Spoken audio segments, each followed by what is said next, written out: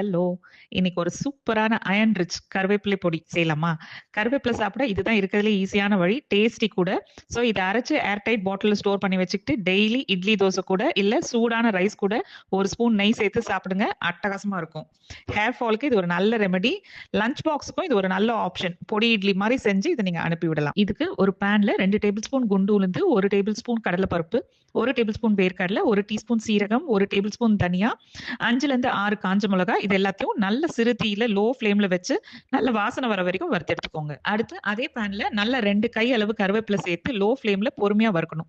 இப்படி நல்ல ஈரப்பதம் போய் நல்ல மொறுமொறுன்னு ஆகுற வரைக்கும் வறுத்து இதையும் ஆற வைங்க. அடுத்து பேன்ல 1 ஸ்பூன் எண்ணெய் சேர்த்து தோலோட ஒரு 5லேருந்து 6 பல்லு பூண்டு நல்லா இடிச்சு சேர்த்துக்கோங்க. இதுவும் நல்ல பொன்னிறமா மொறுமொறுன்னு ஆகுற வரைக்கும் ஃப்ரை பண்ணுங்க. கூடவே தேவையான கல்லுப்பு, பெருங்காயம் சேர்த்து வறுத்துக்கோங்க. இப்ப எல்லாத்தையும் நல்லா ஆற வச்சு மிக்ஸியில ஒரு கொரகொரப்பான பவுடரா அரைச்சுக்கோங்க. இத ஒரு நல்ல ஏர் டைட் கண்டெய்னர்ல ஸ்டோர் பண்ணிக்கலாம். இத மினி இட்லி செஞ்சு இந்த மாரி 2 ஸ்பூன் நெய் சேர்த்து இப்படி நல்லா டாஸ் பண்ணி சாப்பிடுங்க. சூப்பரா இருக்கும். அவ்வளவுதாங்க. சூப்பரா செம ஃபிளேவர்ஃபுல்லான கருவேப்பிலை பொடி ரெடி. ரெசிபி சேவ் பண்ணிக்கோங்க. கண்டிப்பா ட்ரை பண்ணிட்டு சொல்லுங்க.